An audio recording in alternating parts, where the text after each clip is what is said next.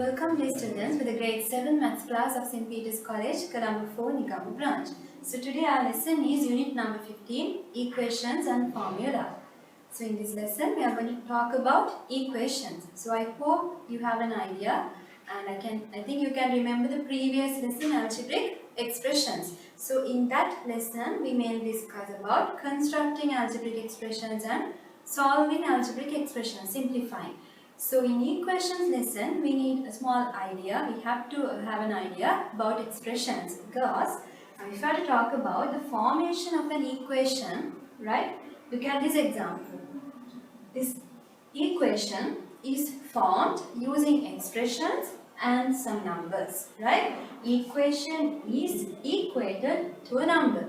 So that's how an equation is formed. So if you have to talk about the parts of an equation, right? So here you already know what is an expression and what are the terms in an expression, right? So this 3x plus 5 is an expression as you learned in the previous lesson. This is the variable, right? This is the variable, or you call it as the unknown number. And right next after the unknown number or the variable, that x is multiplied by 3. X is multiplied by 3. So you call that number, numerical constant, as the coefficient. Coefficient means always the multiplier of this variable. Multiplier of the variable. Right? So this is the coefficient variable. And then you have a numerical constant 5. So both terms, 3x is a term, that is an algebraic term with the variable, and this is a numerical term. Both terms are added and that is equal to 20, right? So here you have two terms added and form the expression, and then this expression, you can see this is the expression, right? This expression is equated to a number right after the equal mark. So this formation is called, this is the formation of an equation, expression equated to a number, we can call it as an equation. Right, so here are some examples, some equations, right? So here you all can see the equations are formed with different terms and you have a variable. So always using the algebraic expressions we learned, always a variable is represented using a simple letter of the English alphabet. So here if you have to consider these examples, a plus 2 equals 7, where you have two terms, this is a variable, constant and the number, right? They are added, the two terms are added. So here also the same, here the variable is x and subtraction is there. And when you consider the third example, there you have only one term, that is 3x, right? You have only one term, while all the other equations have two terms. So if you have one term like this, right, you have the coefficient right after here. Multiplier of this variable will become the coefficient. So here if you have to talk about the coefficient, you have no number, that means y1 is the number, which is the multiplier of the variable. So here the coefficient is 3 and the variable is x, and that is equal to 9.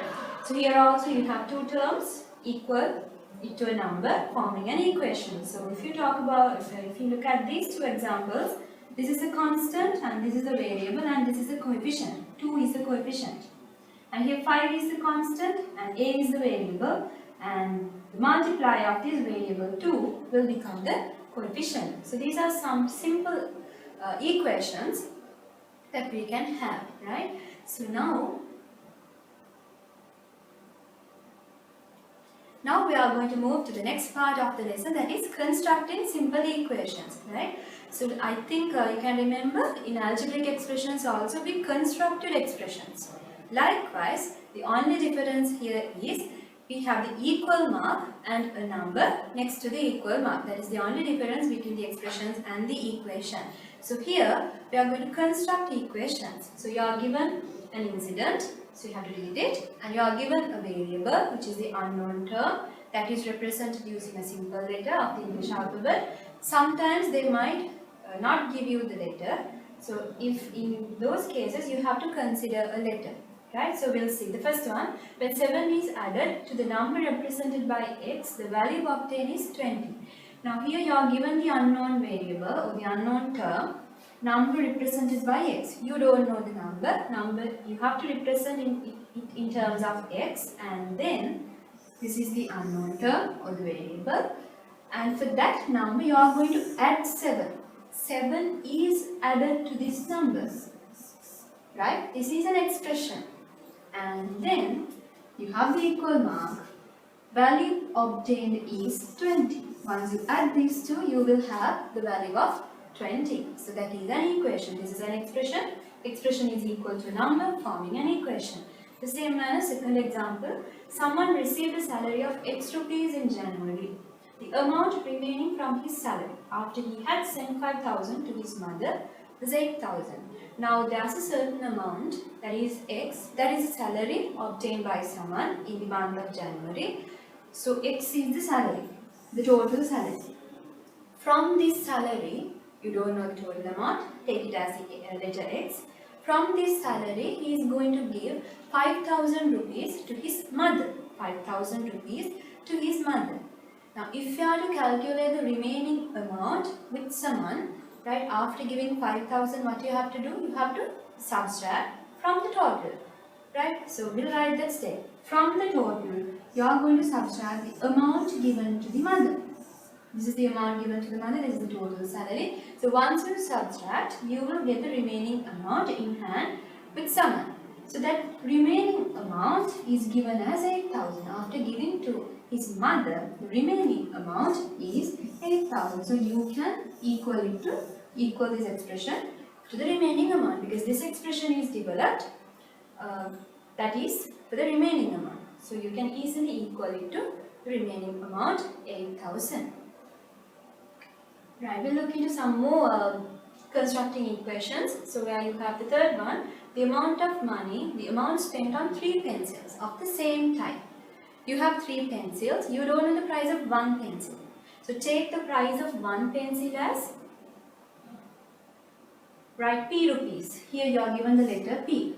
Okay, you are given the letter P. P is the variable. Price of 1 pencil, you are going to buy 3 pencils. Once you buy 3 pencils, the cost is 54, the total amount, right? That means price of 1 pencil should be multiplied by 3. So, you learned in expressions, algebraic expressions, P into 3 can be taken as 3P. So, I am going to write the direct expression, direct term. 3 into P, 3P. That is equal to 54. So, here you have only one term, that is 3P. You don't have an expression. Sometimes in an equation there can be terms. Sometimes there can be two terms forming an expression. Sometimes there can be 3 terms forming an algebraic expression.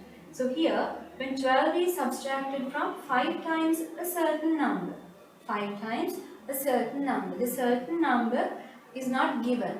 I mean, they haven't represented it with the letter. So if they didn't give you the letter, unknown letter, you all can select any simple letter of the alphabet. So here I am going to select the letter as X. This is the certain number, right? 5 times a certain number. From 5 times a certain number. This is the number. So 5 times of that number will become 5x. 5 times the number 5x. From that 12 is subtracted. From that 12 is subtracted. Once you subtract 12 from this number, the value obtained is 98. Very simple. Right? Expression equal to the answer given here. Right, same manner. Samira needed to buy a book worth 500 rupees. And then now the worth price of the book is 500 rupees. But now Samira don't have that amount. So he is going to save some amount for 7 days. He is going to save a certain amount for 7 days. Right? So he is going to save a certain amount on 1 day. That amount is not given in this question, right? He saved an equal amount of money each day for 7 days. That amount is not given. The amount that he is going to save on 1 day is not given, and even the letter is not represented. So you all can select any letter. So here also I am going to consider that amount as X. This is the amount saved on 1 day. He is going to save this amount for 7 days. So how to find the amount saved on 7 days? This should be multiplied by 7 there you will have 7x. X into 7, 7x. So this is the amount saved by Samira for 7 days. But this amount is not sufficient for he to buy the book, that is 500 rupee book. So what he is going to do, he is going to add another amount of 129 rupees to the amount he saved. This is the amount he saved, so that he need to add 129 rupees more in order to buy the book. So you know, this total will give the price of the book. So the total worth price of the book is given at the beginning. So that is 500 rupees. Okay, again 7 times x plus this remaining amount. This is the amount he saved and this is the amount that he need to add more, which is equal to the worth price of the book. Right, now we are moving to the next part of the lesson, that is solving simple equations. Earlier we only constructed, we didn't solve. So now we are going to solve simple equations. So when you are solving equations, what we are going to do is, we are going to find a value for the unknown term, which is the variable. So if you look at the first question, here you have the variable x. So what you are going to do at the end of simplification is that you are going to obtain a value, obtain a number, obtain an answer for this variable x. So once you solve this equation, left to the equal mark you will have the variable and all the numbers will move to the right side of the equal mark. Right, we'll see how we can solve these types of equations. Right, so what we are going to do here is, to find a value for x. You are going to find a value for x. So when finding the value of x, you can see plus 7 should be removed from this side. So you have to look for a way in order to remove 7 from the left hand side. Right? You can remain on the x in left while you have to cancel 7. So you have to think of a way to remove that 7 from that side. Remove 7 from that side. So how to remove that 7 from that side? Always children, you have to do the opposite of the application. Right? So here, here you can see plus 7 is there.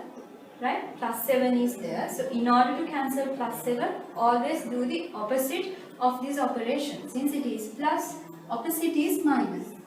So you can see once you subtract 7, what will happen? 7 and 7 will be removed. Only x will remain in left side. This will be removed because it will become 0. And now you need a certain change to the left side of the equation. That is, you subtract 7. Now you know, in an equation, in order to maintain this equal mark, if you are doing a certain change, you have to do the same change for the other side as well. That is the rule in an equation. If you are doing a certain change, this is the change we did, you have to do the same change to the other side of the equation as well. So you subtract 7, therefore you have to subtract 7 from the other side also. So what will be the answer? X equals 1 will be the answer. So you can see you obtain an answer for x. That is the value of x. So that is the way of solving simple equations. So there is another example given here, x minus 3. So here, right, I'm going to rewrite the equation here, x minus 3 equals 27. So as I told in the previous example, look at the unwanted number. The number that you need to cancel here is minus 3. So opposite of minus 3 is what?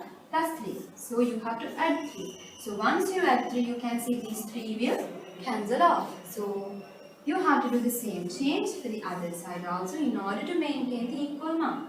So you will have only x in left side, 27 plus 3, you will have 30. Right? So this is the basic simple equation simplification. Only thing, do the opposite of the operation in between the terms and cancel the numbers. So you will have the variable answer for the variable.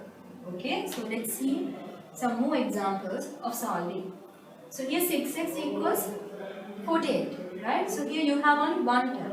But when you look at the previous examples, there were 2 terms, right? But here you have only one term. So if you have only one term, right? One term is 6x is a term where you don't have two terms. So you have to check for the mathematical operation in between 6 and x. You know, here what you have, 6 into x. Here the meaning is 6 into x forming 6x. Right? So you learned in algebraic expressions.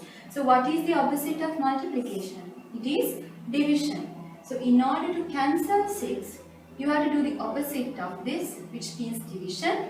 The unwanted number that you need to remove is 6. So divide by that number. Right? Then directly 6 and 6 will cancel, because you know 6 divided by 6 answer is 1. And next step is to divide the other side also. Right? So you will remain on the x in left side. 48 divided by 6, answer is 8. Right? Very simple. And here you have two terms again. Right? Here this can be also done in the same manner. 2x plus 5 equals 9. Right? First thing what you have to do, you have to cancel. Now here you have two numbers. Right? 5, 2. You need to cancel both numbers, but you can't remove or cancel both numbers at once. So you have to do it in stepwise. First cancel this term, which is not linked with the variable. Right? 2 is linked with this, but 5 is separate. This is a separate term, so it's easy for us to remove 5 by subtracting. So let's subtract by 5. And then you can see this 5 and 5 will be removed. So you will have only 2x in left side, and here you have 4. So this step is like the previous example, where you had 6x, here you have 2x. So what you have to do? Continue this step. Right? So here it's multiplication. So what's the opposite of multiplication? It's division. Unwanted number is 2, divide by 2. This side can also be divided by 2. So where x equals 2 is the answer. Right? Two more questions. This can also be done like the same previous example. So here you have 9x minus 7 equals 101. So as I told, you have to remove 9 and also 7. So it's easy for us to remove 7 before removing 9. Why? 7 is a separate term, because 9 is linked with this x, it's multiplied. So here, let's remove 7 at first. So in order to remove 7, you have to add 7. So you will have the answer 9x. Answer means what is the remaining term. Here is 108. So our next step is to remove 9. So you can divide both sides by 9 and then obtain the answer for x as 12. This 12 times 9 will give you 108. Right, the last question from solving part. So here you have a comb of banana where you have 18 bananas in this. Price of one banana is not given, that is a variable where they ask you to take it as y rupees. Price of one banana should be taken as y rupees. 18 such bananas are there in comb. So a person is going to buy a comb of banana and plus another apple, pineapple, right? So what he is going to buy? Bananas and one pineapple. Right. So in comb of banana you have 18 fruits, 18 bananas. So in order to find the price of the total comb of banana, right, full 18 bananas, what you have to do, 18 should be multiplied by price of one banana. Price of one banana is y. So 18 into y will give you 18y, which means 18 into y will give you 18y, right? I hope you can directly, know how to get the answer directly, right? 18 into y, 18y. And here, if it cost 170 rupees to buy this comb of bananas and a pineapple, price that 80 rupees. That 80 rupees is the price of the pineapple, right? Once you take both, right, it costs 170 rupees. If you are going to buy both, the cost will be 170. Very simple. Add the price of banana, add the total price of bananas, and here the price of pineapple. So you have to solve it. I think you can solve the rest of this equation. We already learned how to solve these types of equations. So obtain the value for y. So when solving, at first remove 80 by subtracting 80 from both sides, and then you will have 18y. Divide 18 from both sides and get the answer of y.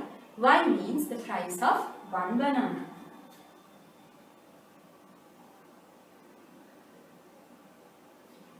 Right children, now we are moving to the next part of the lesson, that is formula. So what is a formula?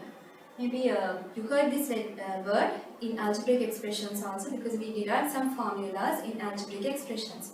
So formula means it's also a type of equation, but the only difference between an equation and a formula is we can simplify the equation and obtain a value for the equation, right? Like we did in the previous examples, we were able to obtain a value for the unknown term, variable. But here, look at this example. A equals x plus x plus x plus x. There you have 4x added. So this is an expression, you can see 4x's, that is an expression where you have a in the left side. So earlier we had only one unknown term, one unknown in an equation. But here this is an equation because it's with the equal mark. But the only difference is you can add this as 4x, these are like terms, so you can add. So only difference here is you have several variables. Previous in an equation where you had only one variable, but in a formula you will have several variables, which means you can't simplify and obtain a value for the unknown. Why? Because of the two unknowns. You can obtain an answer if there is only one variable, one unknown. So formulas are also the types of equations with several variables. So here a relationship between several variables. A relationship between several variables can be expressed as a formula.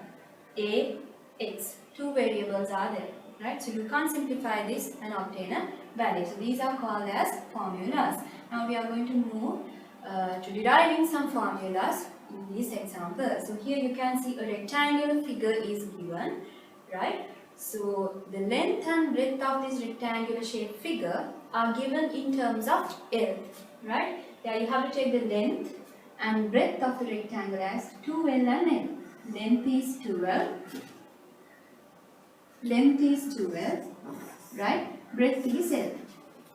So these are the lengths and the breadths of the rectangle. Now you need to construct a formula for the perimeter of this figure. What do you mean by perimeter? So you learned perimeter, already you have learned. Perimeter means the addition of all the lengths around a closed plane figure. So this is a plane figure, it's a closed one. So you have to add all the four lengths of this figure. So how to find the rest of the two sides? The length. So since it's a rectangle, opposite sides are equal. So this is all the 2L and this is L. Therefore this side also L. So what you have to do, in order to find the perimeter, you need to add all four lengths. So perimeter equals 2L plus 2L plus L plus L. Four sides are added. Now they have asked you to take perimeter using letter P. They have asked you to subject the perimeter using letter P. Right? You are going to substitute P here. Instead of perimeter, you can take P. And then, these are algebraic expressions with like terms. So you learned in the previous lesson, you can add these types of expressions because they all have the same term L. So here you can add it as like this, 6L. 2, 2, 4, 4 plus here 2, you will get 6. Now can you see this? Can you solve it and obtain an answer for perimeter like centimeters? No. Why? This is an unknown. Though you have a number here, this is the coefficient and this is the variable. Since you don't know the number here, you can't solve it. So this will remain as a formula. Since you can't find an answer, this will remain as a formula. Okay, this is an equation, but this equation is a formula here. Write another example. of deriving formulas, where you have a machine produces n milk packets during the first hour, right? The first hour, this machine is going to produce capital N number. Now they haven't given the number, that is unknown or a variable. You have to take it as capital N. That is a total N number of packets are produced in the first hour. Every hour thereafter, that means in the second hour, third hour, likewise, when you move after the first hour, this machine is going to produce simple N number of packets. Okay, simple N number of packets. So I'm going to write it as after the first hour. After first hour, every hour thereafter, the machine is going to produce simple N number of packets. Okay, and next, if T packets are produced, capital T number of packets are produced in simple T hours. So this is somewhat different than the previous, right? The previous one was very easy, but here you have some applications to apply here. If T packets are produced, total number of packets produced at the end of the day, at the end of the production, is capital T, total packets.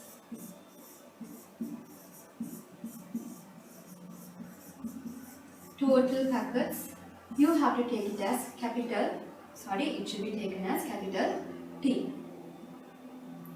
Right, it is capital T. Now you have to build up an expression, you have to build up a formula in terms of capital N, simple N and using simple T. 3 formula, 3 letters, with these altogether 4. 4 variables are there. Right, so you know, in order to find the total packets, that means you have to take the packets produced in the first hour, right? Packets produced in the first hour plus, it should be the packets, right? Packets in the first hour and also the packets produced after the first hour, right? This one. So you already know the number of packets produced in the first hour are capital N, right? And then after that, every hour after that, simple N number of packets are produced. And these number of packets are produced for T hours. For T hours. So that is the total hours. So that total hours include this first hour also. Since it includes the first hour, you have to subtract that. That means, right, so in order to find the packets produced in the remaining hours, right, these are the packets produced in the remaining hours. So in order to find that, right, so total hours are T, total hours are T. From that, you have to subtract the first hour because you already took the first hour production. Production at first hour is capital N. Therefore, you have to subtract the first hour. That is the remaining number of hours. Once you skip this. So this is the remaining hour. In these hours, these number of packets are produced. Why do I have to put the bracket? Because we can't obtain an answer here, right? T minus 1 total answer from that total answer, right? That should be multiplied by n number of packets. So this is a formula for this question, right? So you can't solve it. Here you have several variables. So this is a formula. Right, now we are moving to the next part, which is the last part of the lesson, substitution. Right, now we already discussed what a formula is, and it was clearly observed that we can't obtain a value for a formula. We were able to obtain a value only for an equation. So what we are going to do is we are going to substitute the variables in a formula and then simplify that formula. So you all already learned substitution part in the previous lesson also under algebraic expressions. So substitution means you are going to replace a variable using a number, numerical number, right? So you will be able to obtain an answer once you substitute the variables using positive whole numbers. We are going to substitute only positive whole numbers here. So let's see how we can do the substitution for formulas. Now I took the same example like the previous. So I hope you can remember the first example forming a formula. I took this example to find the perimeter of this rectangular figure. So here, when you are finding the perimeter of this rectangular figure, right? Perimeter means addition of all four side lengths. Right, so since it is a rectangle, you know opposite sides are equal, so you can take them as 12 and L like this. So you can add it 12 plus 12 plus L plus L. Likewise, you can get the perimeter. And here they have asked you to take the perimeter as capital P like the previous example. So I can substitute now. Perimeter means P equals, you can add them and it will be equal to 6L. Right? So this is a formula. This was the formula we derived in the previous example also. So now what we are going to do? We are going to substitute L. L means this length, the breadth, right?